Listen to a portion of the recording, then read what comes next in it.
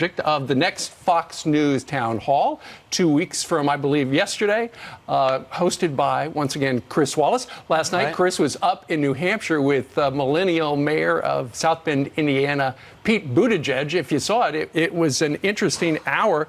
The mayor was smooth, he was thoughtful, he was at times funny, and he is very progressive. Listen. The tweets are, I don't care. Well, it's a very effective way to command the attention of the media. It is the nature of grotesque things that you can't look away. If we make it less about him and more about you, paradoxically, I think that's actually the best way to defeat him. They have fairer, which means higher, marginal income tax rate on those earning the most, perhaps a financial transactions tax, and also closing the corporate tax loopholes. But when it comes to the general election, at risk of sounding simplistic, I think the right thing to do is just to have everybody's vote count the same.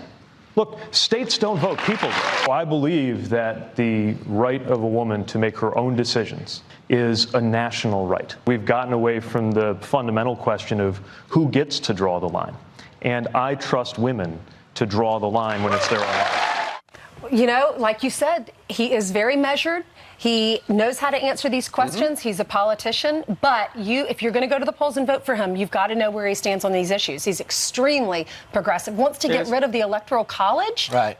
In New Hampshire, which would diminish their effectiveness. But he also people clapped loudly when he said that. Well, because they're all his friends. I think he's related to the whole audience. Number two, don't hop on our channel and continue to put down the other hosts on the channel or the channel. If you feel that negative about it, don't come.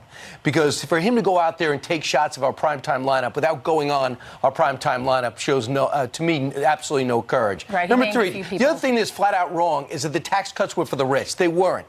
The biggest cuts were corporate taxes to make us more competitive around the world, and they have worked. So the smallest tax cut was for those who pay the most. The rest was, if you just look at the Washington Post fact check, it shows that he's wrong about that. Well, he was asked about the deficit, and he said he favors 4 tax hikes. One would be for higher marginal income tax.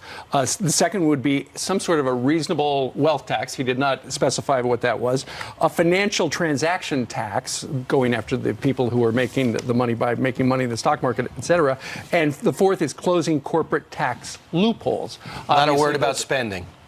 The question was about deficit. Yeah, but that's the only way to get the deficit down is to cut down spending, and he wouldn't take the courageous step to do that. Meanwhile, go ahead. He was very measured when he answers questions in a very thoughtful way, like when they asked him about taking down the memorials.